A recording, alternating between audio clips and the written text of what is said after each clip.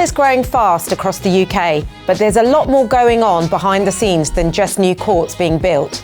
I'm Jeevan Gill from Padelstars. Today, I'm speaking to someone right at the heart of British padel. Any pathway you want to go in life, I think just having that passion drives you through quite a lot of hard work. Eloise Tait is a GB international player who captained the Anglo-American Cup team and is now a Padelstars ambassador. If padel can help someone be competitive and be active, do it. A lot of comments on Women's Premier Padel are like, oh, I could play them. They will outsmart you. You wouldn't win one game. Welcome to Inside Scoop. Hi Eloise, thanks for joining me on Inside Scoop. You've made a fairly recent transition into padel, like in the last 3 years or so, and you've already achieved some quite incredible things. What's been your secret? Well, I think that the first thing was just being hooked on the sport, like having that raw passion for padel and for any sport, or for, I guess, any pathway you want to go in life. I think just having that passion drives you through quite a lot of hard work.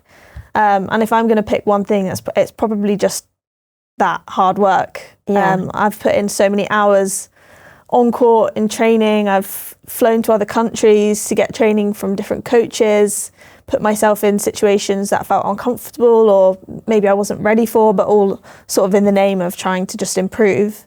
So yeah, I'm quite proud of that. Like I've sort of fought for my place to be able to compete at the level I do. And yeah, fairly recent transition. I think coming from a hockey background or a non-rackets background, it was a lot trickier for me to pick things up in this sport. Yeah. Most of the girls, if not all of them, I think, came from tennis. So a lot of the movements were like second nature to them, which is just a big leg up. There's just a level of coordination I just did not have when I first started the sport. And I've got evidence if needed.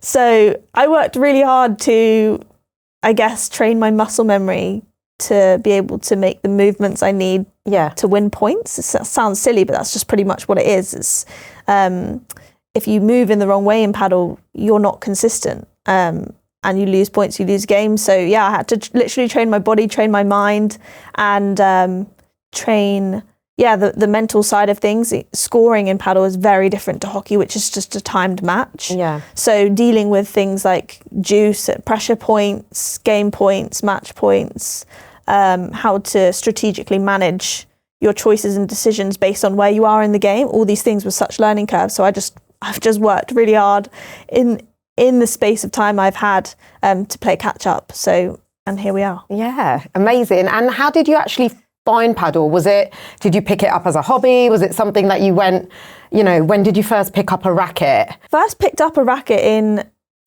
October 2022, I think. I was just with my parents in Spain and they were playing with friends out there and they dragged me onto court and I was like, what is this? And I was just playing. I was whacking against the glass most of the time, just trying to smash the ball where I could. Didn't know what was going on, but I must have had fun because I remember when I got back to London, I was searching where I could play. And at the time, the landscape of padel was very different. There was really not much access. And the only thing I could find was this Friday night social at the NTC, the National Tennis Centre. So I just was doing that every Friday, like recreationally for months. And the coach there, Alvaro, he was really helping me to learn the intricacies of getting better in padel. It's, again, not something racket sports was just not something I knew anything about. And then he told me about competitions. So from the time I picked up the racket in October, I probably started like playing matches more like February 2023. Oh wow, that's quite a short amount of time. Yeah, maybe. Like 5 months. Yeah. 4 or 5 months. Well, now people pick up a racket and start playing matches like that because there's the setup for it with Playtomic, with other apps. Also clubs, make it very easy for people to compete now. Yeah. Where before it was harder to know who to contact and how to get people at your level. And then it was Femme Padel that I found on Instagram, and you work with Pep, who used to be with Femme Padel.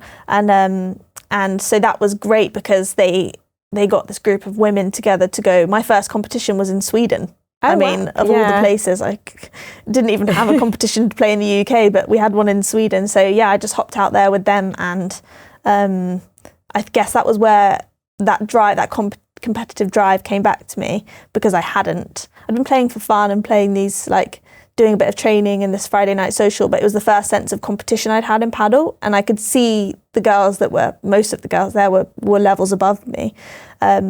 And that was a big, like, right, I want to reach that. And that was my next step to, like, competing. Kind of gave you purpose, and then you were hooked. And I could see a pathway, and I could see what it was meant to look like. And that's amazing. And what do you think is the biggest gap between sort of British players and sort of the Spanish and Argentinian right now?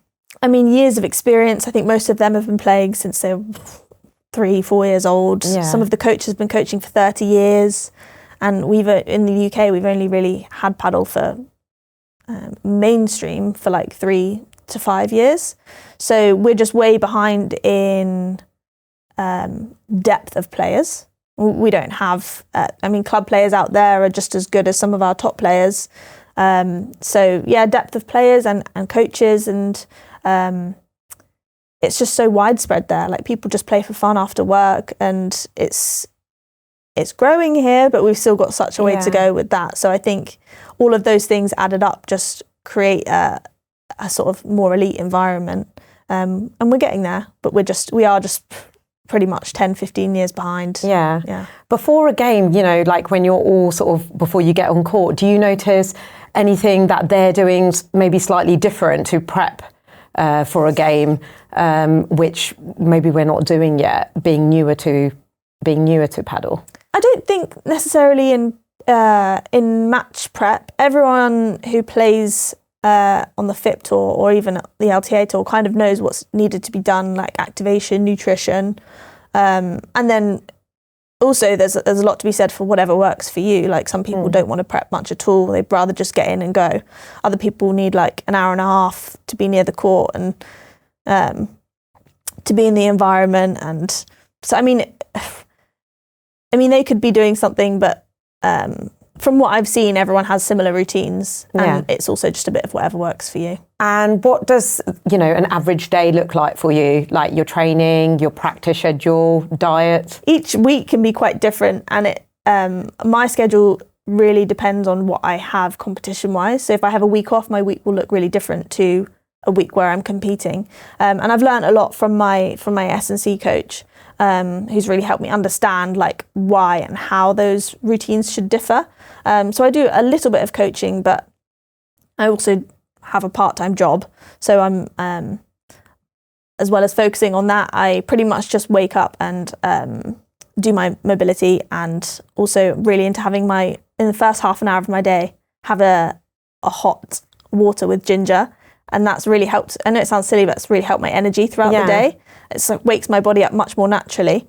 So I feel ready to do things like mobility, and then I get my gym done in the morning with Ryan, my S&C coach. And we base our gym load depending on what I have that week. So we'll schedule like a lighter week if I have a tournament, or we'll go and smash a bit more weights if I have a bit more free time. And then usually afternoons is on court, so whether that's a match or training, and then making sure I get enough protein in my food, which is a nightmare.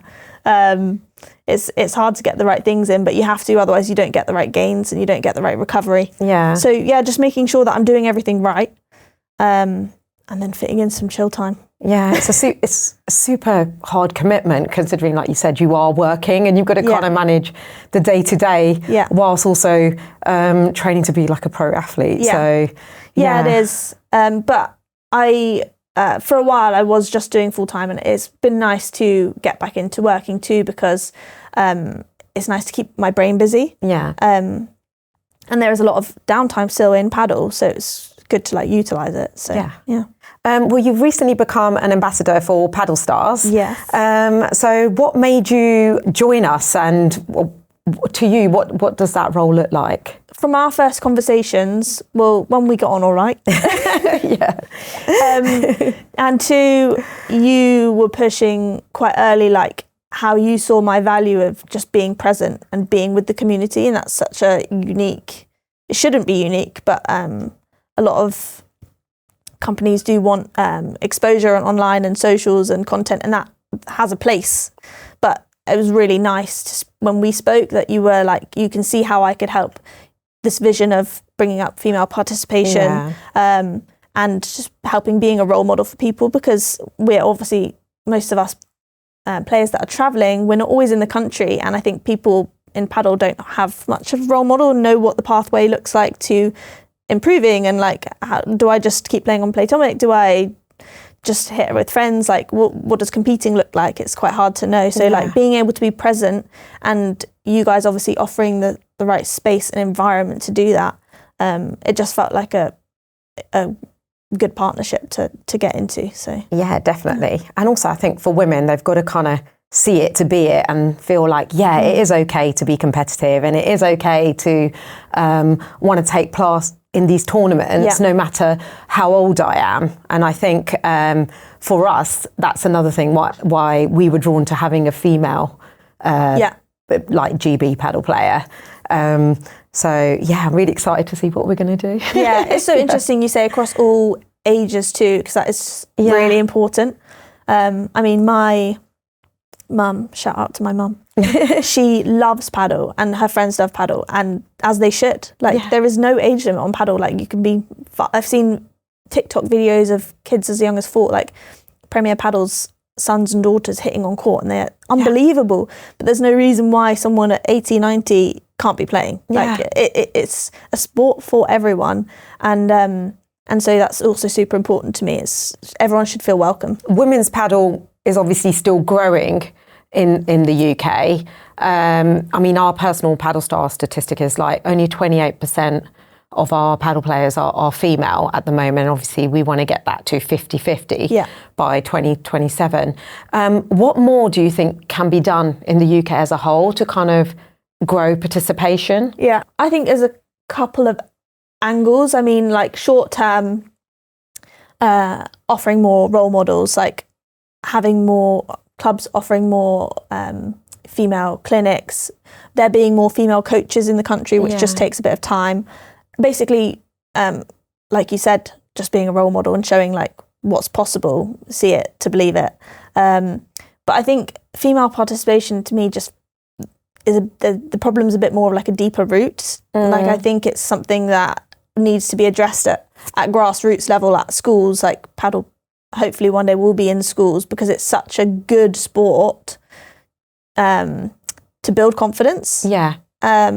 And you have a social element, and it's easy to pick up. And a lot of other sports maybe do put kids off, girls and boys, but I think paddle would be a great vehicle, and something that could help at that level, you know, encourage kids to stay with it. And so I think if we could address a bit more at school level, it might help that retention rate across all further age groups. And also, obviously, some sports where the gap is even wider than, say, paddle, they've got sort of decades or even centuries of like that disparity of men playing, you know, like football and cricket. Whereas I think paddle is still quite a new sport. So we've got a real opportunity to kind of even the playing field from the outset. But I think the time, like you said, the time is now. So like big moves and bold sort of leaps need to be made. And I think like people like you are going to help to do that ultimately in the UK. So any inspiring that I can do, this is like such a joy to like help other people get into sport, like whether it's a kid or my granny. Like, like it's just good to get like you said. I think historically women have been less encouraged to be competitive and show anger and show, maybe not anger, but show that like feistiness. And there's no reason why that has an impact on femininity at all. I think it's so important to be able to, for women to showcase and really feel all sides of themselves. And if paddle can help someone be competitive and be active and have fun, like that's ultimately what it is, isn't it? It's like, if that's fun to you, do it. Like there should be no barriers to why someone can't be strong and competitive and be in the gym and get on court and beat guys, it's a great thing. What do you think it would take for a British female player to sort of break through into the sort of top world rankings? Well, we've already got one pretty close. Amy Gibson, she's sadly injured at the moment, but she'll be back on her feet soon. Yeah. And a couple of other girls that are sort of sniffing at around those numbers. I think, I mean, a lot of it sadly is visa issues. Getting people that can go, like right now, being in Spain or one of the countries that has a stronger paddle infrastructure is where someone needs to be training slightly more full time. To get the consistency and the level that you need to then be able to achieve results in competitions. The UK just doesn't have enough right now, I don't think. But having said that, like Amy is a great example. She's done an amazing job of using what she has in the country and to get where she is. And that's probably a mixture of just raw talent and hard work too. So I think, if someone can get the right coaching where they can, which maybe just chunks of time abroad and hustling when they're in the country, I think that would set anyone up. But I mean, it also comes down to how many competitions can you get to. A lot of it's financial. Being able to fly weekly to get ranking points up. I mean, that's the crux of it. You can be talented. The travel takes it out of you as well. Like, to perform on court when you get there with the and that is a massive impact. Like, because if a lot of us are on budgets, then we're buying cheaper flights that maybe have an extra stop that makes you more exhausted. So you, if money wasn't an issue, we'd just fly the easiest option, maybe with an extra day to acclimatise, because we can afford the extra night accommodation. And all these factors make a difference to how you turn up, how tired you are, or how awake you are. So lots of little things that sort of add up, building blocks to achieve those rankings. But it's getting, pretty much, if I was to knuckle it down to like two things, getting the right training and getting to the right tournaments. That's what it is. You were also captain for the GB team in the Anglo-American Cup. What can you tell me about that experience? Like, what really stands out to you now when you look back at it? Oh, it was such a great time. A very unique environment for a paddle tournament that I think everyone who was involved really realised how magical it was, because when we compete most of the time, it's fairly individual. It's, you and your partner against the world. And, you support friends and you watch matches, but everyone's watching quite passively. You make the odd clap, but everyone's just going about their own business. And then this Anglo-American Cup happened, and everyone turned up quite unsure. We had the US team on one side of the venue and us on the other, and we were all like, well, what's going on? And then the matches started, and everyone just got into it, and there was like, everyone was like, slamming on the cages, cheering each other, across every age group. I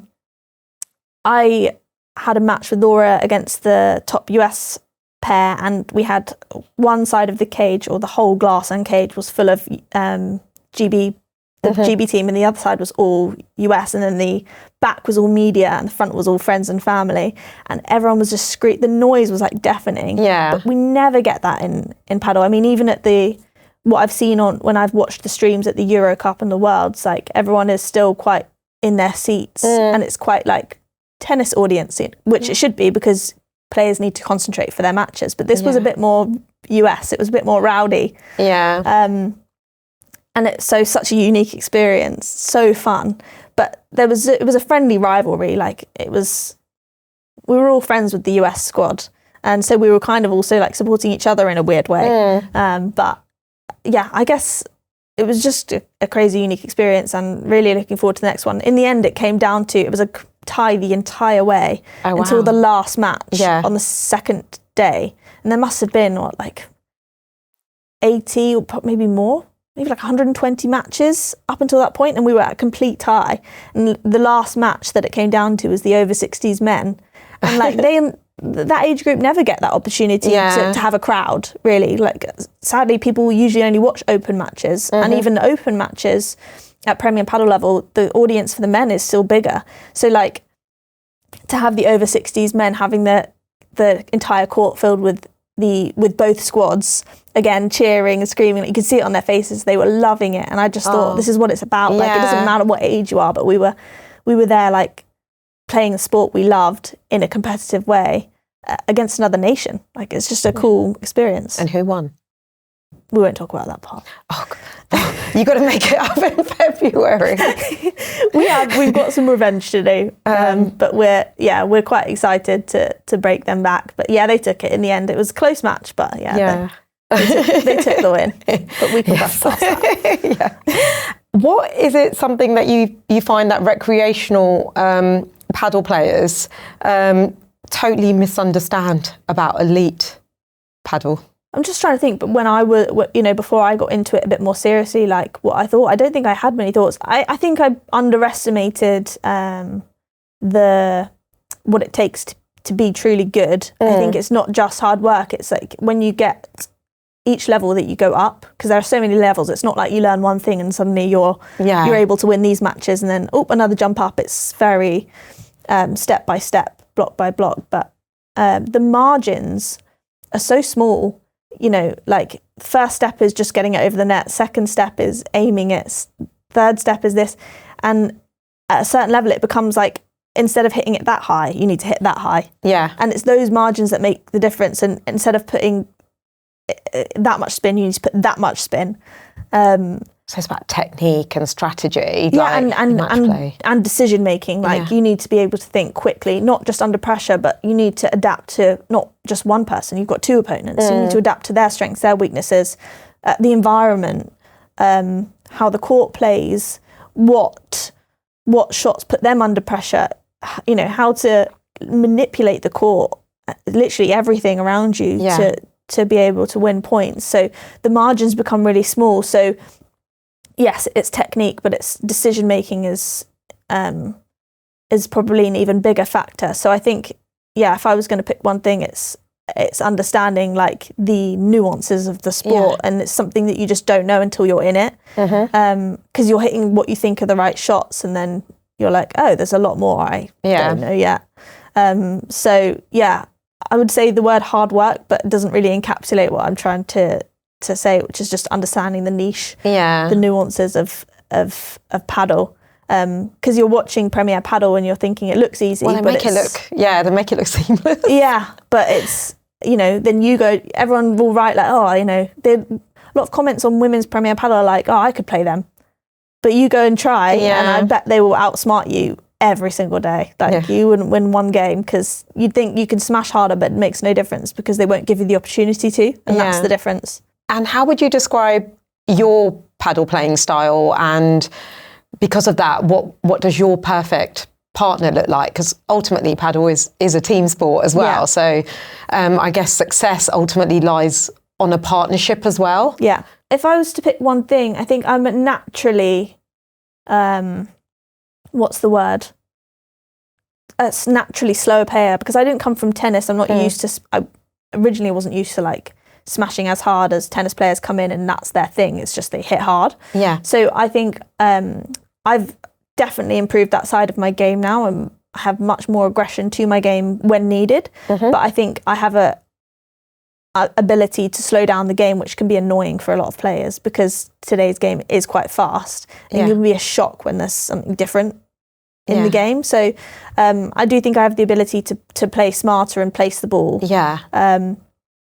But I do like adding a bit of flair here and there. I always did that in hockey as well. I used to enjoy nutmegging players.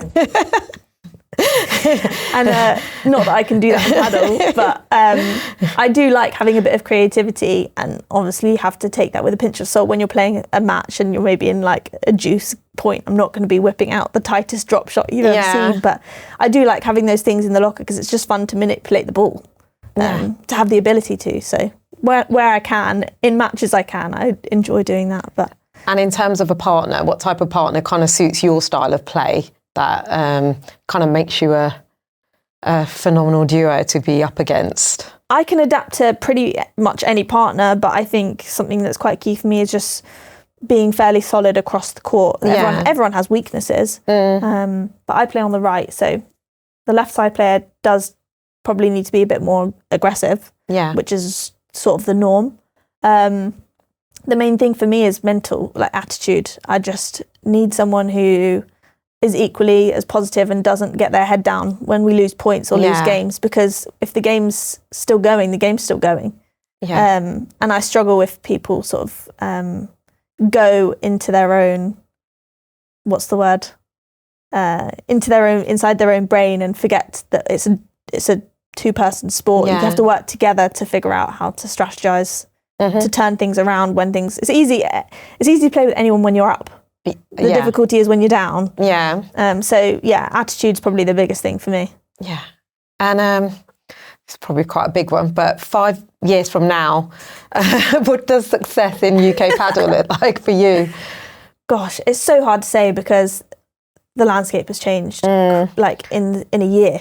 I know, tell me about it. So who knows, because like, you know, if the padel's in the Olympics by then probably the national setup will look really different. Like we'll have a lot more going on at grassroots level to get the right things in place, to get the right team. We'll get more funding from IOC, or however, I don't know how it all works, but people will be more interested in funding padel because it's got the exposure of being in the Olympics. So what's available to players might be crazy different. There might be more funding for players to get to more tournaments, which would be great. But I think just having a real depth at elite level anyway, just having that real depth of squad, with players coming through from much younger too. So like having age group squads, under 12s, under 14, which the LTA is working on, and they have coaches for across junior categories too. So I guess just more access and more support for players at the top as well. Just that combo would be success in my eyes in 5 years' time. One last question to end on, and I mean, if someone was starting padel today, what would be sort of your top tip for them? Don't forget to enjoy it. I think because I also do a little bit of coaching on the side, and I see people that are trying to take it more seriously, which I love and I want them to, but then they get angry at themselves when they can't hit certain shots. I'm like, it takes time, and just enjoy the process, and take it in whatever way feels fun to you. If you want to be more competitive, be more competitive. There's so much out there now at clubs.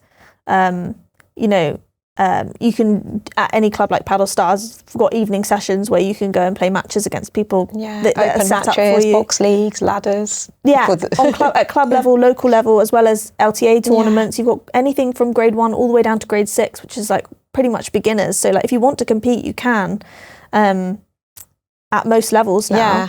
And to know that there's also the world tour if you want to take it that far. But pretty much, like, I think, don't forget to enjoy it. In any sport, you can, pressure adds on at different levels. But I think just during matches it's so key to remember, you have a healthy body able to play a sport you love, and don't forget that. So enjoy taking it as far as you can, but don't forget to have fun.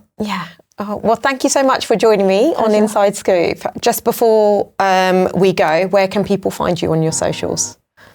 At Eloise Tait 3 on Instagram, or I think I'm at Weasel on on TikTok. I love that. Because my name's Eloise, so it was Weasel. It was a play off my name, but it does sound a bit weird when I just say it out loud. I know. I think you do need to offer the explanation.